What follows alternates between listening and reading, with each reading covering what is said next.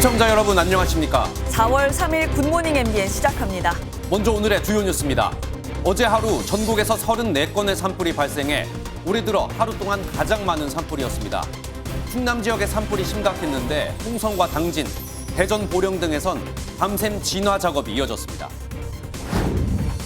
전국 대부분 지역에 건조특보가 내려진 가운데 서울 등 일부 중부지방과 경북 내륙에는 건조경보가 발효 중입니다.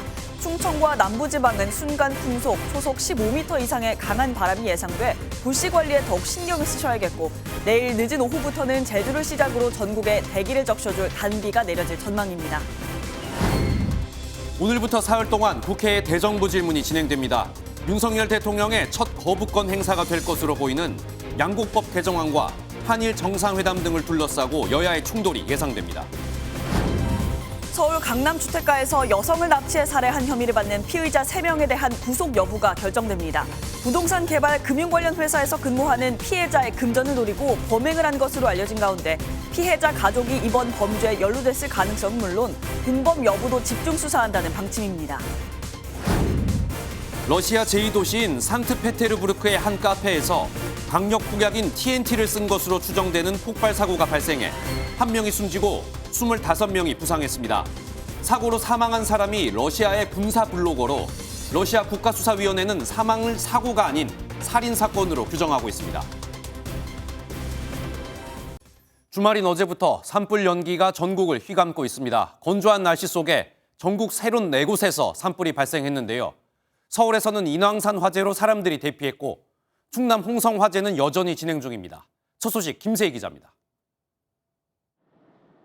도심 뒤편 산에서 연기가 뿜어져 나오고 헬기가 쉴 새 없이 물을 퍼다 나릅니다. 어제 정오쯤 서울 인왕산 자하미술관 근처 기차바위 쪽 능선에서 불이 났습니다.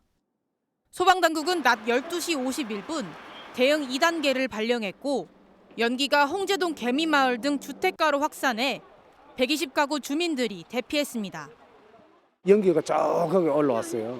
개미마을 그 뒤쪽 산에서. 인근 주민분들 대피하라 문자도 계속 오고 하니까. 다행히 오후 5시쯤 주불은 진화됐지만 축구장 32개 면적의 임야 14헥타르가 소실됐습니다. 소방 437명, 그리고 구청, 경찰, 군 534명 등 총 2,458명이 동원되었습니다. 모든 가능성을 열어두고 CCTV 확인, 또 실화 가능성, 그리고 방화 가능성에 대해서 철저히 조사 중에 있습니다. 산불은 서울뿐만이 아니라 전국 34곳에서도 발생했습니다. 고온 현상이 이어지는 데다 충청권에서는 강풍으로 진화 작업이 더디게 진행됐습니다. 특히 충남 홍성 서부면 야산에서는 오전 11시에 불이 나 대응 3단계가 발령됐고 지금까지 진화 작업이 계속되고 있습니다. 홍성과 같이 산불 3단계인 충남 금산의 산불은 어제 정오쯤 시작됐습니다. 대전 서구에서도 산불이 발생했는데 현재 이 두 지역을 합쳐 395헥타르가 산불 영향을 받았고 진화율은 62%입니다. 이외에도 충남 보령, 당진, 충북 옥천 등에서도 화재가 발생해 현재 진화 작업이 계속되고 있습니다. 산림당국은 야간에도 산불 진화 차량과 공중 진화대 등 산불 진화 대원을 현장에 투입하는 한편 날이 밝는 대로 헬기를 동원해 진화 작업에 총력을 기울일 예정입니다. MBN 뉴스 김세희입니다. 특히 충남 홍성에서는 최고 단계인 산불 대응 3단계까지 발령되면서 주변 민가와 농장에서 큰 피해가 났습니다. 건조한 날씨에 바람까지 불면서 진화가 더뎠는데 충남 홍성에 나가 있는 취재기자 연결해 현재 상황 알아보겠습니다. 이혁재 기자, 지금도 연기가 뒤에 보이는 것 같은데요. 현재 상황 전해주시죠. 네, 제 뒤로 보이시는 것처럼 산 곳곳에서 아직까지 짙은 연기가 피어나고 있습니다. 해가 뜨기 전에는 새빨간 화선이 선명하게 보일 정도였는데요. 어제 오전 11시쯤 시작된 불은 밤새 이어진 진화 작업에도 20시간 넘게 잡히지 않고 있습니다. 건조특보가 내려진 데다 순간 최대 풍속 초속 11m의 바람이 불면서 진화 작업은 난항을 겪었습니다. 산림청과 소방당국은 날이 밝으면서 순차적으로 헬기 17대를 투입해 진화 작업에 속도를 낼 예정인데요. 2,100명이 넘는 인력도 진화 작업에 투입될 예정입니다. 진화율은 65% 정도로 19km에 달하는 불길 가운데 약 7km가 남았습니다. 임야 약 920헥타르가 피해를 봤는데 여전히 930헥타르가 산불 피해 영향권에 있는 상황입니다. 주택과 축사 등 시설물 60여 채가 불에 탔지만 다행히 인명피해는 없었습니다. 주민 230여 명은 확산하는 불에 새벽에도 잠을 이루지 못했는데요. 학교 체육관과 마을회관 등에 마련된 시설로 대피한 상황입니다. 지금까지 충남 홍성 산불 현장에서 MBN 뉴스 이혁재입니다. 그리고 충남 홍성뿐 아니라 충남 금산군과 대전 서구에서도 산불 3단계가 발령됐습니다. 이곳도 아직 불길이 잡히지 않은 것 같은데요.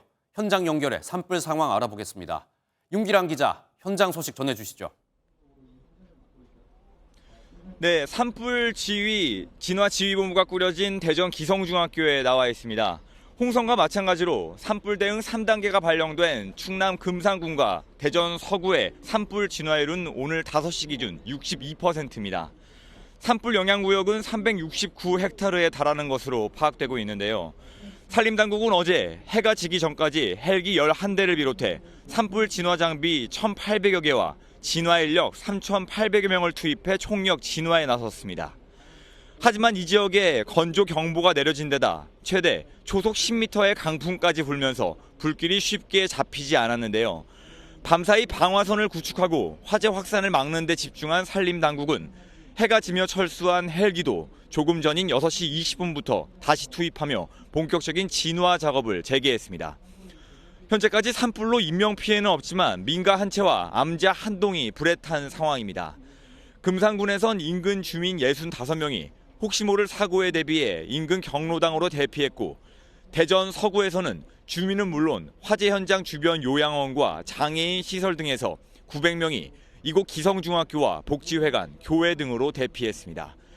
계속해서 건조한 날씨와 강한 바람이 변수이긴 하지만 소방당국은 진화대원과 가용 장비를 총동원해 오늘은 불을 반드시 진화하겠다는 방침입니다.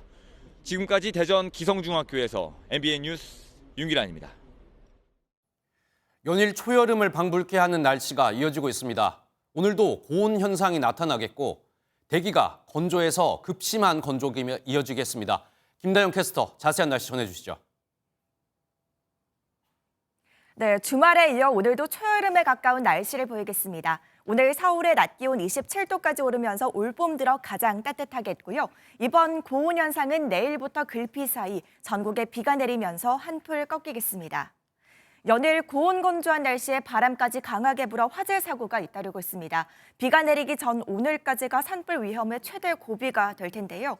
특히 오늘 충청과 남부, 제주에는 초속 15m 이상의 돌풍이 예상돼 이들 지역은 더욱 화재 예방에 힘써 주셔야겠습니다. 오늘 전국 하늘 맑게 드러나겠고 공기도 깨끗하겠습니다. 이 시각 현재 기온 보겠습니다. 서울 11.8도, 광주 10.8도, 대구는 6.5도로 어제 같은 시각과 비슷하게 출발하고 있고요. 낮 기온은 춘천 26도, 광주 25도 등 서쪽 지역을 중심으로는 일교차가 극심하겠습니다. 날씨였습니다.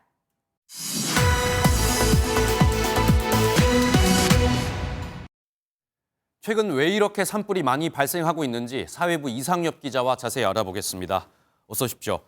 어제 하루에만 서울에서 충남까지 산불이 전국에서 발생을 한 것 같은데 왜 이렇게 발생을 한 건지 조금 자세히 짚어주시죠. 네, 어제는 서울 인왕산을 비롯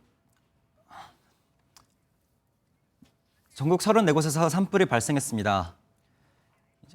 이 중 오늘 새벽 1시쯤에 진화된 경북 군위군 산불을 포함해 27곳의 산불이 진화됐습니다. 산림당국은 밤샘 진화 작업을 벌였지만 홍성과 대전 등 7곳에서는 아직 불길이 잡히지 않았습니다. 앞서 살펴봤던 대전, 홍성 외에 오늘 5시 기준 충남 보령군 산불은 85%, 당진군은 70%, 옥천은 1시 기준 70%의 진화율을 보였습니다. 산림당국은 밤사이 열화상 카메라가 장착된 드론 등으로 산불 확산을 실시간으로 감시했고 날이 밝는 대로 헬기를 다수 투입해 진화 작업을 이어갈 방침입니다. 네, 산불이 지금 이렇게 계속되고 있는데 전국적으로 발생한 이유는 좀 무엇 때문이고 그다음에 언제까지 이 산불이 좀 지속되는지 이 부분도 설명 부탁드립니다. 네, 며칠째 이어진 고온 건조한 날씨와 강풍을 주 원인으로 꼽을 수 있습니다. 산불이 집중적으로 발생한 중부 내륙 지방은 비가 오지 않는 무강수일이 80일에 달해 초목이 매우 건조한 상황입니다. 또한 최근 이틀 동안은 팬 현상이 겹치면서 안 그래도 가물은 내륙 지방이 더 건조해졌습니다. 팬 현상은 산을 타고 내려오는 공기가 기압 변화로 팽창하면서 산 너머로 덥고 건조한 바람이 부는 현상입니다. 우리나라에서는 동해안으로부터 오는 바람이 태백산맥을 넘을 때 많이 발생하는데 이러면 중부지방이 매우 건조해집니다.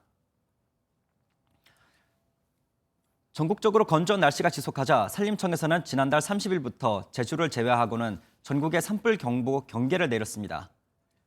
현재 불길이 가장 거센 충남 홍성과 금산, 대전시는 심각 단계가 내려진 상태입니다. 이렇듯 조그마한 불씨도 산불로 이어지기 쉬운 상황에서 건조한 바람이 덮치자 산불이 동시다발적으로 번진 것으로 보입니다. 산불 원인은 진화 작업을 마친 뒤 자세히 조사할 필요가 있습니다. 다만 산림청은 어제 발생했던 전북 고창과 경북 군위 산불은 보리떼나 볏짚을 소각하다가 발생한 것으로 추정하고 있습니다. 다행히 서해 저기압의 영향으로 내일 늦은 오후부터는 제주도를 시작으로 중부지방과 전라도에 비가 내릴 가능성이 큽니다. 저기압의 이동 경로에 변수가 있긴 하지만 이번 비는 봄철 대비 많은 양의 비가 내릴 예정이어서 내일부터는 산불이 줄어들 것으로 예측되고 있습니다. 네, 산림 피해도 중요하지만 가장 심각한 것은 인명 피해일 텐데 지금 주민들 피해 상황은 좀 어떻습니까? 네, 충남 홍성에서는 인근 마을 주민 236명이 서부초교, 능동마을회관 등 8개소로 대피했습니다.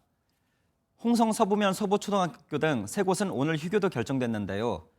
한 주민은 산불 피해가 커질 것을 우려하며 초조한 마음으로 불길이 잡히길 기다린다고 말했습니다.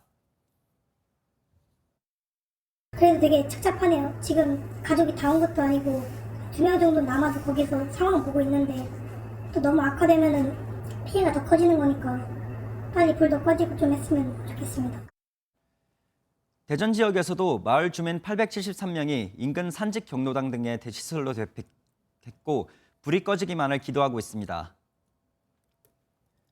사람들이 지금 막 어떻게 손 쓸 수가 없으니까 불만 그냥 이렇게 바라보고만 있는 상태예요, 지금. 소방당국은 밤사이 일부 주민이 대피소를 벗어나 집으로 가는 일이 있었다며 주민들에게 진화가 마무리될 때까지 대피소에 머물러 줄 것을 요청한 상태입니다. 네, 빨리 산불이 진화되기를 같이 좀 기원을 해보겠습니다. 사회부 이상엽 기자입니다. 잘 들었습니다. 북한 핵 개발의 심장 역할을 하는 영변 핵시설에서 활발한 활동이 벌어지고 있다는 분석이 나왔습니다. 핵물질 생산에 필수적인 경수로가 작동되고 있고 인력 동원을 위한 준비도 진행된다는 건데요. 김정은 위원장의 뜻이 반영된 걸까요? 황재원 기자가 보도합니다. 지난달 21일 북한 영변 핵시설을 촬영한 위성 사진입니다. 실험용 경수로가 있고 그 옆 펌프실 인근에서는 냉각수로 추정되는 물이 강으로 배출되는 모습이 포착됐다고 북한 전문 매체 38노스가 밝혔습니다. 이 배출은 핵물질 생산에 필수적인 경수로가 완성 단계를 넘어 작동 단계로 전환되고 있는 징후라고 38노스는 설명했습니다. 2010년 건설을 시작한 해당 경수로는 지금까지는 공사가 끝나지 않은 것으로 평가받아 왔습니다. 경수로 인근에 방 20개가 들어가는 규모의 새 건물이 지어지는 모습도 포착됐는데 활발한 운영을 위해 연구 공간이나 직원 거처를 짓는 징후로 추정된다고 38노스는 전했습니다.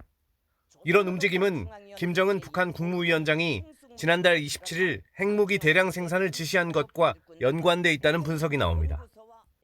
무기급 핵물질 생산을 전망성 있게 확대하며 계속 위력한 핵무기들을 생산해내는데 박차를 가해 나가야 한다고 하시면서 최근 쌍용훈련 등 한미연합훈련에 강력히 반발하고 있는 북한은 전술 핵탄두 화산 31을 공개했습니다. 이에 따라 핵탄두 성능 검증을 위한 북한의 제7차 핵실험도 임박했다는 분석이 설득력을 얻고 있습니다. MBN 뉴스 황재현입니다.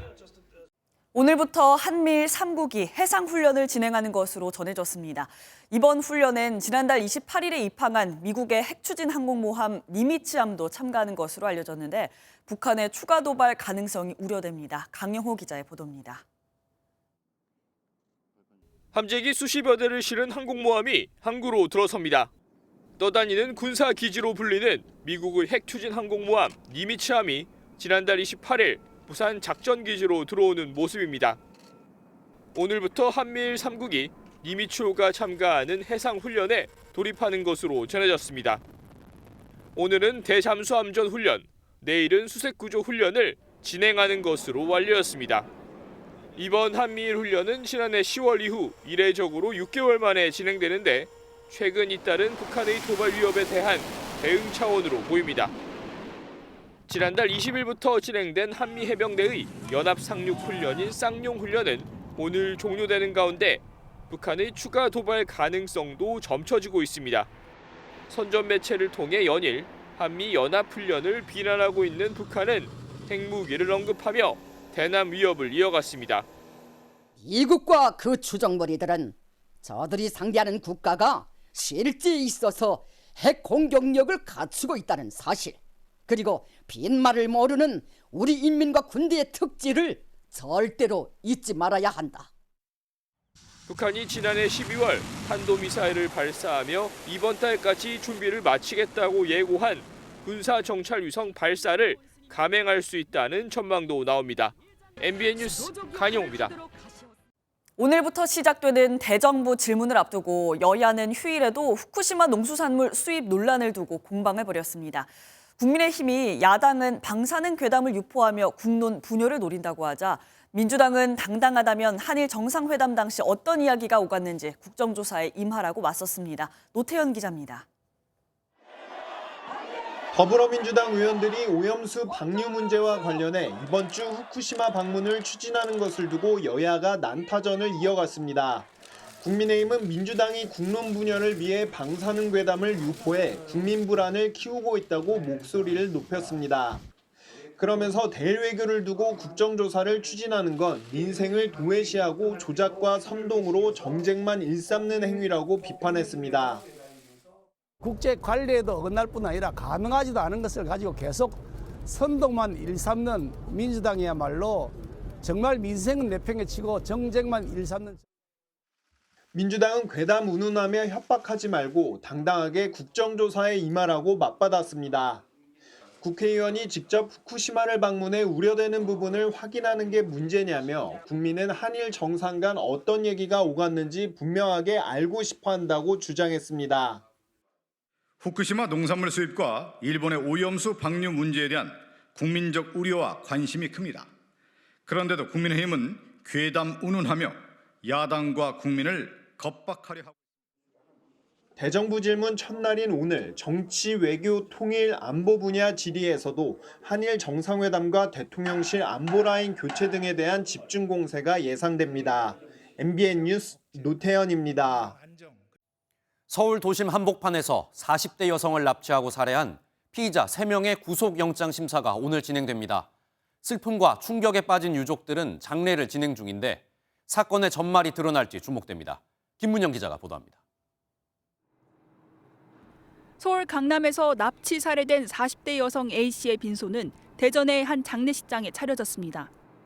큰 충격에 빠진 유족들은 언론의 접근을 막으며 민감한 반응을 보였습니다. 지금 피해 유족이신데 그냥 돌아가신 게 아니잖아요. 저분들은 아무것도 원하시잖아요. 아무도 안 왔으면 좋겠을 것 같아요. 경찰은 특수강도 살인과 사체 유기 혐의로 피의자 3명에 대한 구속영장을 신청했습니다. 오늘 오전 피의자 3명은 서울중앙지방법원에서 구속영장 심사를 받을 예정입니다. 심사 결과는 오후 늦게 나올 것으로 보입니다. 경찰은 이들의 신병을 확보하는 대로 구체적인 범행 동기와 경위 등을 집중 수사할 방침입니다. 이들은 지난달 29일 오후 11시 46분쯤 서울 강남구 역삼동의 한 아파트 앞에서 피해자를 납치해 이튿날 대전에서 살해하고 대청댐 인근 야산에 시신을 유기한 혐의를 받고 있습니다. 경찰은 금전 목적으로 두세 달 전부터 준비했다는 피의자 진술로 미뤄 우발적인 범행이 아닌 계획 범죄로 보고 있습니다. MBN 뉴스 김문영입니다. 지하철역에서 훔친 휴대전화를 베트남 등 해외로 빼돌린 일당이 경찰에 붙잡혔습니다. 절도부터 해외 밀반출까지 조직적으로 움직였는데 주로 지하철역의 취객을 상대로 일명 부축 빼기를 하면서 휴대전화를 훔쳤습니다. 이규현 기자입니다. 전화를 하는 한 남성을 향해 경찰 여러 명이 접근합니다. 남성이 도주하려 하자 몸을 날려 막습니다. 서울경찰청 지하철경찰대는 작물 취득과 절도 등 혐의로 15명을 검거했습니다. 범행을 주도한 베트남 국적의 총책은 대포폰을 사용하며 추적을 피해왔지만 경찰 눈썰미에 결국 붙잡혔습니다. 2개월 동안 약 CCTV 500여 대를 분석해서 통신수사하고 잠복, 미행 등을 통해서 경찰 조사 결과 이들은 주로 취객을 도와주는 척 접근해 휴대전화를 훔치고 훔친 휴대전화의 비밀번호를 해제하기 위해 피해자들에게 피싱 문자까지 보낸 것으로 확인됐습니다. 또 이들은 훔친 휴대전화를 수출 대행업체나 보따리상을 통해 해외로 밀반출해 1,800여만 원을 챙긴 것으로 드러났습니다. 경찰은 남은 일당에 대한 수사를 이어갈 방침입니다. MBN 뉴스 이규현입니다. 전국에 25곳의 지점을 둔 대형 필라테스 업체가 일방적으로 폐업을 통보하면서 회원과 직원들의 피해가 속출하고 있습니다. 이 업체는 폐업 직전까지 파격 할인으로 회원을 끌어모아 피해자들은 고의적인 폐업, 이른바 먹튀를 의심하고 있습니다. 심우영 기자입니다. 울산에 있는 대형 필라테스 프랜차이즈의 문이 굳게 닫혔습니다. 이 업체는 지난달 26일 회원들에게 돌연 임시 휴업을 통보했습니다. 인근의 또 다른 지점에는 회원들이 경찰에 고소장을 접수했다는 안내문까지 붙였습니다. 피해를 본 회원만 울산에서 수백 명, 피해 금액만 수억 원에 이릅니다. 오픈을 하지도 않은 상태에서 회원을 끌어들여가지고 기구들도 지금 중고 사이트에 올려가지고 버젓이 그 판매를 지금 하고 있어요. 그건 무조건 사기다라고 생각을 할 수밖에 없어요. 대구 직영점도 마찬가지. 300여 명인 회원들에게 문자로 폐업을 알렸습니다. 수십만 원에서 많게는 300만 원을 낸 회원들은 환불조차 받지 못했습니다. 회원님들은 믿고 이제 대형 프랜차이즈다 보니까 믿고 구매하셨던 그런 수강권, 그리고 휴업하기 전에 행사를 또 하게 돼서 장기권 수강생들이 좀 많으시거든요. 문제의 업체는 울산과 부산, 대구 등 전국에 25곳의 지점을 둔 프랜차이즈. 이 업체는 폐업 직전까지 1, 2년 장기 회원을 모집해 먹튀 의혹마저 제기됐습니다. 금액을 말도 안 되게 싸게 이제 판매를 하는 게 문제인데 애초에 그게 좀 계획된 거라고 저는 생각을 하거든요. 할인 행사 기간 건물 임대료가 수개월째 밀렸는데 전국 12개 지점의 직원 80여 명의 임금도 체불됐습니다. 경찰은 고소장이 접수된 만큼 업체 대표 등을 상대로 본격 수사에 나섰습니다. MBN 뉴스 심호영입니다. 오늘 하루 중요한 일정을 소개해드리는 굿모닝 오늘입니다. 어떤 일정이 있는지 함께 살펴보겠습니다.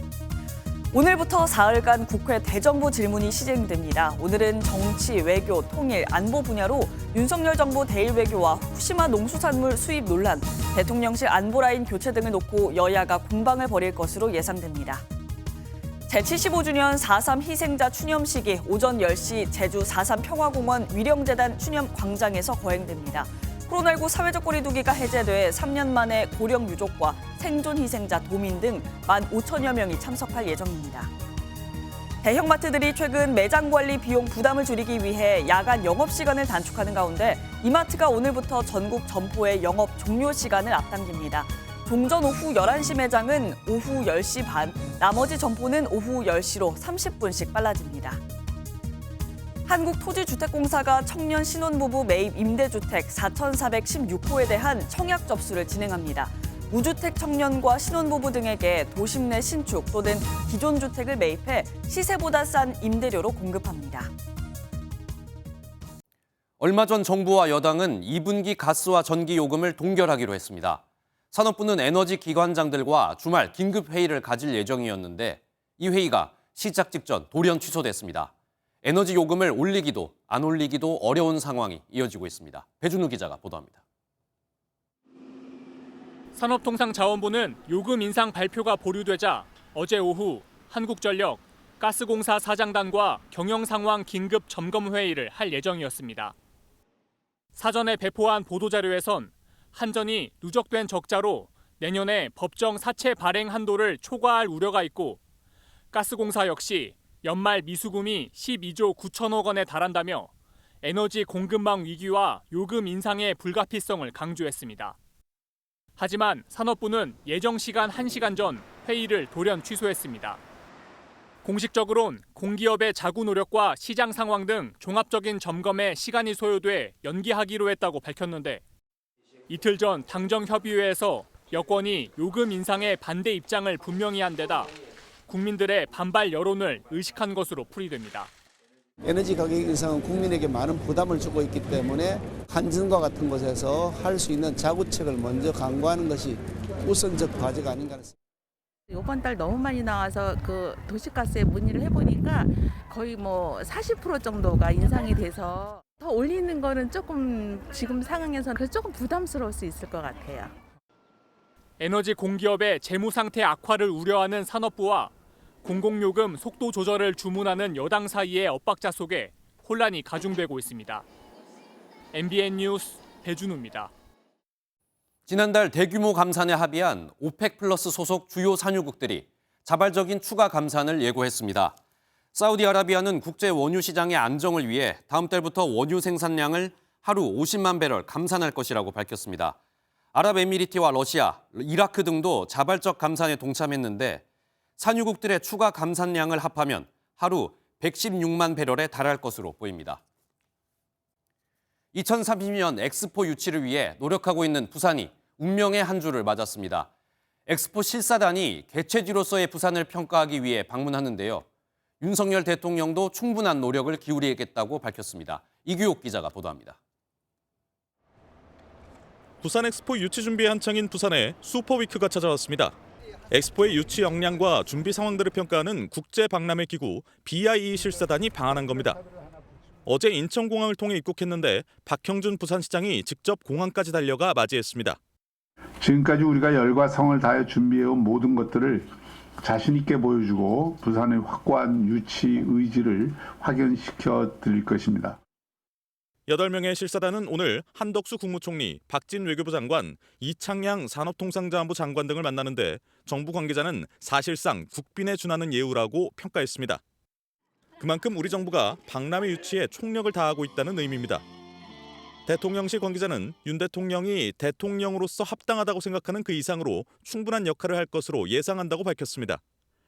김기현 국민의힘 대표는 부산 엑스포 유치를 위한 당정의 노력을 강조했습니다. 윤석열 대통령께서도 이미 월드 엑스포 2030 부산 유치를 위한 모든 노력을 국가 차원에서도 기울이고 있습니다. 우리 당은 모든 힘과 노력을 실사단은 내일 부산으로 내려가 엑스포 개최 예정지인 부산 북항 등을 둘러보고 시민들을 만난 뒤 금요일 출국합니다. 이들이 작성할 평가 보고서는 국제박람회 기구 171개 회원국에 공유되고 11월 총회에서 투표로 주최국을 결정하는 데 영향을 미칩니다. MBN 뉴스 이규옥입니다.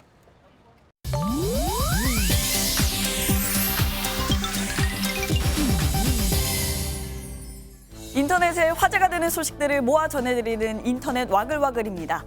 자동차 불법 사용과 음주 측정 거부 혐의 등으로 기소된 신화의 신혜성 씨에 대한 재판이 오는 6일에 열립니다. 신 씨는 지난해 10월 경기 성남시에서 서울 송파구까지 약 10km 거리를 만취 상태에서 운전한 혐의로 재판에 넘겨졌습니다. 당시 경찰은 도로 한복판에 차량이 정차돼 있다는 신고를 받고 출동해 차량 안에서 자고 있던 신혜성 씨에게 음주 측정을 요구했으나 신혜성 씨가 이를 거부했는데요. 또한 타고 있던 차량에 대해 도난 신고가 접수됐다는 사실이 알려졌고 이에 대해 신 씨의 법률 대리인은 자신의 차량인 것으로 착각하고 대리기사 옆 조수석에 탑승했다고 해명한 바가 있습니다. 신혜성 씨가 오는 첫 재판에서 어떤 입장을 밝힐지 주목됩니다. 아르헨티나 수도 부에노스아이레스 거리에 돈이 휘날립니다. 하늘에서 돈비가 내린 건데 알고 보니 강도를 만난 돈주인 청년이 실랑이를 벌이다 그만 가방이 열려 이런 장면이 벌어진 겁니다. 외신에 따르면 흩어진 돈은 700만 페소로 하나로 약 4,250만 원. 이를 본 보행자들은 우르르 몰려오더니 길에 떨어진 돈을 줍기 시작합니다. 이 돈은 다 자신들의 주머니에 챙겼을까요? 놀랍게도 피해자인 청년에게 하나둘씩 전달돼 청년은 금액의 99%를 되찾을 수 있었다고 합니다. 근처 주민이 찍은 이 영상은 SNS에 퍼졌는데요.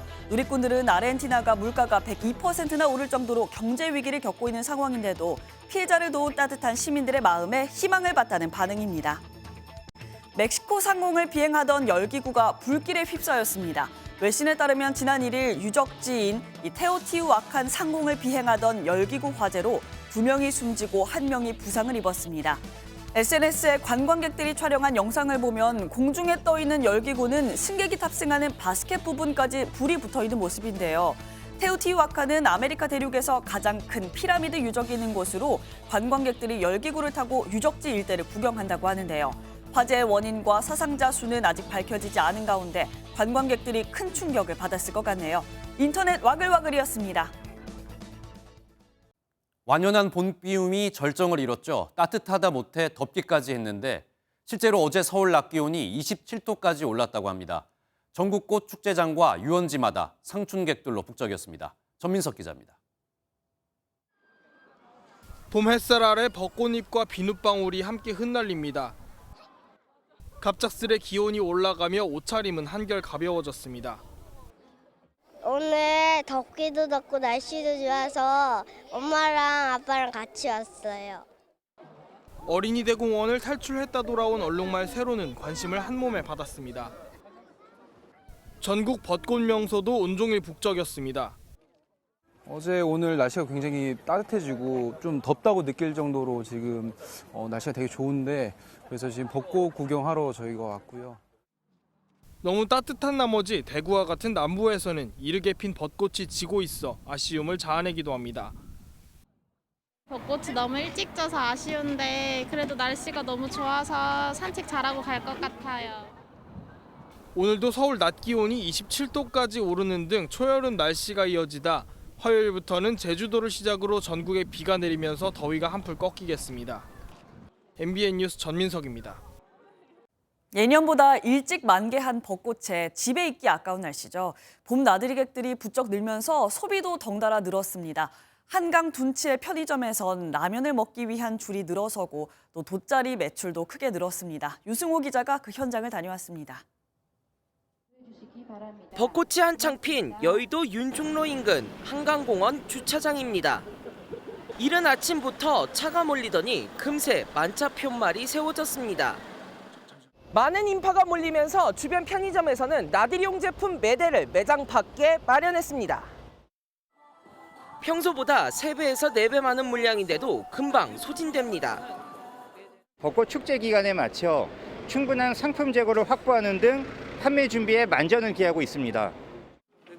즉석 라면 조리기가 마련된 점포마다 줄이 길게 늘어섰습니다.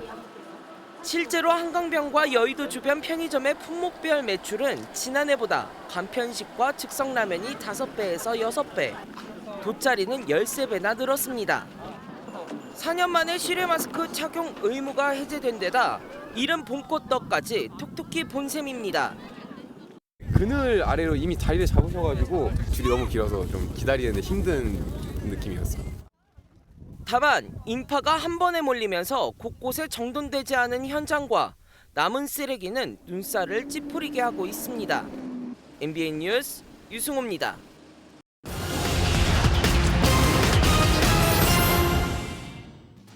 미국의 유료 온라인 동영상 서비스 이용자들이 우리나라 영상 콘텐츠를 많이 이용한 것으로 나타났습니다.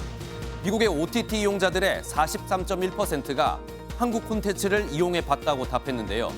특히 영화와 드라마 부분에서는 액션 장르를 선호했는데 드라마로는 오징어 게임과 지금 우리 학교는을, 영화로는 기생충과 부산행을 재밌게 시청했다고 응답했습니다. 취약계층에 최대 100만 원까지 즉시 빌려주는 긴급 생계비 대출 신청이 출시 일주일 만에 5천 건 넘게 신청됐습니다.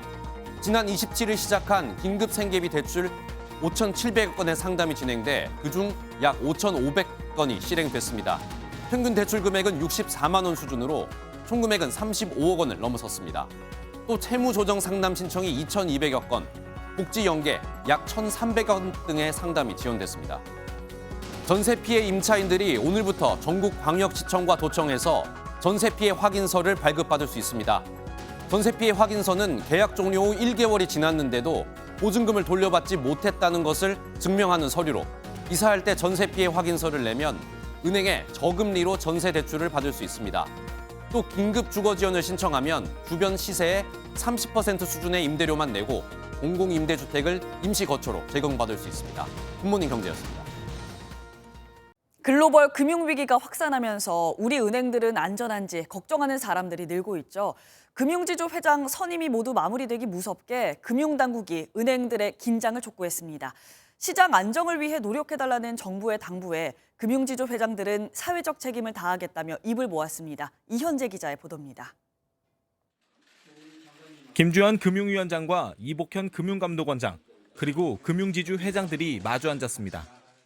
최근 선임된 임종용 우리금융지주 회장과 진옥동 신한금융지주 회장, 함영주 하나금융지주 회장, 양종희 KB금융지주 부회장, 이석준 농협금융지주 회장이 참석했습니다. 김주현 위원장은 금융지주 경영진을 정책 파트너로 생각한다며 금융시장 안정을 위해 노력해달라고 당부했습니다. 경영 합리화 등 자체적인 노력으로 최대한 흡수함으로써 대출자에게 전가되는 금리 인상이 최소화되도록 신경을 써줄 것을 부탁드리며 금융지주 회장들은 사회적 책임을 다하겠다며 한 목소리를 냈습니다. 사회적 책임을 다하는 데 도움이 될 수 있도록 해나가겠습니다. 앞으로 있을 여러 가지 제도적인 개선책에 대해서 적극적으로 수용해 나가겠습니다. 경영의 투명성이나 신뢰성 제고를 위해서 더 많은 노력을 하겠습니다. 시장의 안정과 사회적 책무를 다하는 데 하여간 선도적으로 노력토록 하겠습니다. 금융당국은 금융권의 내부 통제와 지배구조 혁신이 이뤄져야 정부가 각종 규제를 과감하게 완화해 우리 금융산업이 세계로 뻗어나갈 수 있다고 강조했습니다. MBN 뉴스 이현지입니다. 일회용품 규제가 편의점, 카페를 넘어 다른 업종으로도 확대되고 있습니다. 내년부터 50인 이상 숙박업소는 일회용품을 쓰지 못하는데요. 취지는 알겠지만 비용은 물론 위생과 서비스에 대한 소비자들의 불만이 있을까 업계는 우려하고 있습니다. 이현재 기자가 보도합니다. 경기도에 위치한 한 리조트입니다. 욕실에 일회용 비누나 샴푸가 없습니다. 대신 플라스틱 용기가 아닌 종이 포장지에 고체형 샴푸와 린스, 비누가 놓여 있습니다. 친환경이라 비용이 늘었습니다. 이 때문에 친환경 용기 대신 대용량 비누와 샴푸를 비치하거나 일회용 제품을 돈 받고 파는 호텔도 있습니다. 이런 정책적인 변화에 대해서 빠르게 움직이자라는 취지로 대용량 어메니티를 제공을 하면서 확장할 예정에 있습니다. 그린스테이 숙박 상품도 나오고 있습니다. 고객 요청이 없으면 객실 정비를 따로 안 하고 옥수수로 만들어 생분해가 되는 생수병을 비치합니다. 이렇게 산책하면서 쓰레기를 줍는 플로깅 활동을 포함한 숙박 패키지 상품도 등장했습니다. 호텔 업계가 실시하는 친환경 행보에 소비자 반응은 아직 물음표입니다. 물론 친환경도 중요하지만 소비자 입장에서는 좋지는 않죠. 그거를 사용하는 데 있어서 약간 불쾌감이 느껴질 수 있을 것 같아서.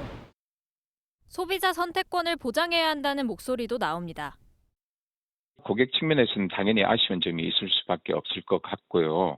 서비스를 더 받고 싶은 분이 있을 거고 고객들의 선택권을 높여주고 낮아진 서비스질 대신 다른 혜택을 주거나 숙박료를 낮출 필요가 있다는 주장도 있습니다. MBN 뉴스 이현재입니다.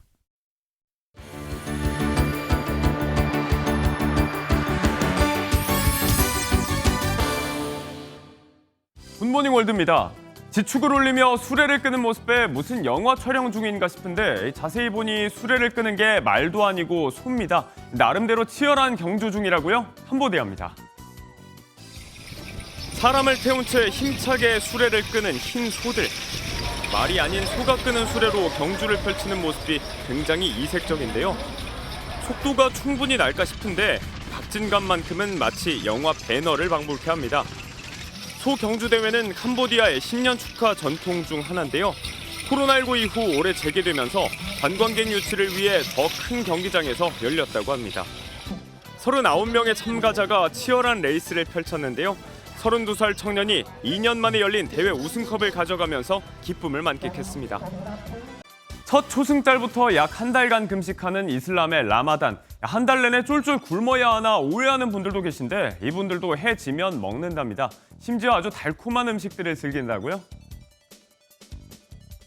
노릇노릇하게 튀겨낸 디저트에 초콜릿 시럽을 듬뿍 뿌리고요.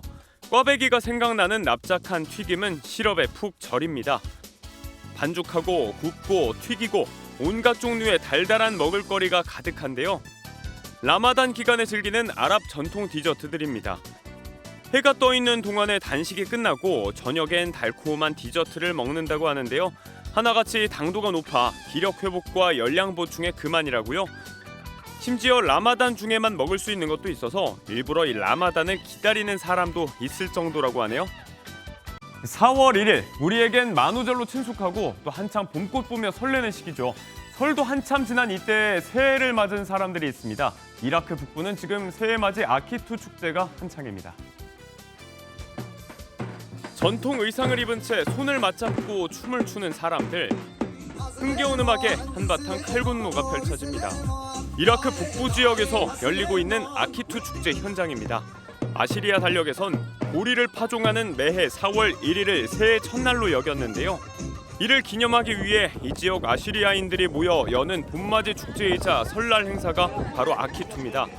고대 메소포타미아 문명부터 시작됐을 정도로 유서 깊은 전통이라고 하죠. 고대 아시리아 후예들의 새해 축제는 무려 12일간 계속된다고 합니다. 굿모닝 월드였습니다.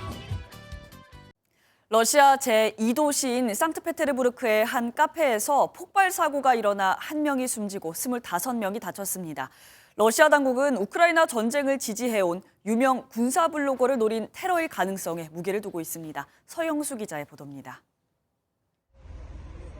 건물 유리창은 산산조각이 났고 내부엔 의자와 테이블이 나뒹굴며 아수라장이 됐습니다. 현지 시간 2일 오후 러시아 상트페테르부르크의 한 카페에서 폭발 사고가 일어나 1명이 숨지고 25명이 다쳤습니다. Петербурга поступила информация о том, что в кафе на Университетской набережной, дом 25, произошел взрыв. В результате инцидента 1 человек погиб. 사망자는 50만 명 이상의 팔로워를 지닌 러시아의 유명 군사 블로거 타타르스키로 러시아의 우크라이나 침공을 지지해온 인물입니다. Всех победим, всех убьем, всех кого надо ограбим. Все будет как мы любим. 사건 당시 카페에서는 타타르스키가 팬들과 만나는 행사가 진행 중이었는데 한 여성이 건넨 선물이 폭발한 것으로 추정되고 있습니다. 러시아 당국은 단순 폭발 사고가 아닌 살인 사건으로 규정하고 우크라이나 측을 배후로 의심하고 있습니다. 지난해 8월에는 러시아 유명 민족주의자의 딸이 테러로 추정되는 차량 폭발 사고로 숨진 바 있습니다. MBN 뉴스 서영수입니다. 프로축구 디펜딩 챔피언 울산이 창단 최다 5연승을 달리며 1위 질주를 계속 이어갔습니다. 프로야구에서는 키움이 한화에게 이틀 연속 극적인 끝내기 승리를 거뒀습니다. 최영규 기자입니다. 개막 5연승을 눈앞에 둔 울산은 초반부터 매서운 공격으로 제주를 몰아붙였습니다. 전반 6분 만에 주장 정승현의 골을 시작으로 지난 시즌까지 상대팀 제주에서 뛰었던 주민규가 절묘한 중거리 슛으로 친정의 비수를 꽂는 두 번째 골을 넣었습니다. 전반 28분에는 강윤구가 상대 골키퍼의 어이없는 실책을 놓치지 않고 골로 연결했습니다. 전반에만 3골을 넣고 일찌감치 승부를 결정지은 울산은 창단 최다 개막 5연승을 달리며 1위를 질주했습니다. 이틀 연속 많은 관중이 찾은 고척 스카이돔에선 개막 2연승에 도전한 키움과 서력에 나선 한화가 초반부터 치열한 승부를 펼쳤습니다. 6대 4로 밀리던 키움은 8회 말 동점을 만든 데 이어 9회 말 무사 만루에서 김희집의 끝내기 밀어내기 볼넷으로 한화를 상대로 이틀 연속 극적인 끝내기 승리를 따냈습니다. 개막전에 이어 매진을 이어간 잠실과 인천에서는 롯데와 기아가 각각 두산, SSG를 꺾었고 대구에서는 삼성이 6점차 열세를 뒤집고 NC를 8대 6으로 이겼습니다. 수원에서는 LG가 연장 11회 초 이천웅이 절묘한 스퀴즈 번트로 결승점을 만들어 KT를 10대 9로 꺾었습니다. MBN 뉴스 최영규입니다. 주말에 이어 오늘도 한낮에는 초여름에 가까운 날씨를 보이겠습니다. 서울의 낮 기온 27도까지 오르면서 때이른 더위가 절정에 이르겠고요. 이번 고온 현상은 내일부터 글피 사이 전국에 비가 내리면서 한풀 꺾이겠습니다. 연일 고온 건조한 날씨에 바람까지 강하게 불어 화재 사고가 잇따르고 있습니다. 비가 내리기 전 오늘까지가 산불 위험의 최대 고비가 될 텐데요. 특히 오늘 충청과 남부, 제주에는 초속 15m 이상의 돌풍이 예상돼 이들 지역은 더욱 화재 예방에 힘써 주셔야겠습니다. 오늘 전국 하늘 맑게 드러나겠고 공기도 깨끗하겠습니다. 이 시각 현재 기온 보겠습니다. 서울 11.6도, 대전 8.8도, 대구는 7.6도로 어제 아침과 비슷하게 출발하고 있고요. 낮 기온은 춘천 26도, 광주는 25도 등 고온 현상이 나타나는 서쪽 지역을 중심으로는 일교차가 극심하겠습니다. 비는 내일 늦은 오후 제주를 시작으로 밤에는 중부와 호남 지역으로 확대되겠고요. 수요일에는 전국에 비가 내리겠습니다. 요즘처럼 꽃이 많이 피는 봄철이 되면 어김없이 찾아오는 불청객이 있습니다. 바로 꽃가루 알레르기인데요. 특히 오늘처럼 고온 건조하고 봄바람이 강하게 부는 날에 알레르기가 심한 분들은 더욱 주의가 필요합니다. 꽃가루의 농도는 따뜻하고 건조한 오전 시간대에 가장 높기 때문에 오전 6시부터 10시 사이에는 환기를 피하는 게 좋고요. 되도록 야외 활동도 자제해야 합니다. 만약 외출을 해야 한다면 마스크와 선글라스를 동시에 착용하는 것이 좋고요. 외출 후에는 즉시 손과 발을 씻고 입었던 옷은 바로 세탁하는 게 좋습니다. 지금까지 날씨와 생활정보였습니다. 월요일 아침 굿모닝 MBN 마칩니다. 함께해 주신 여러분 고맙습니다.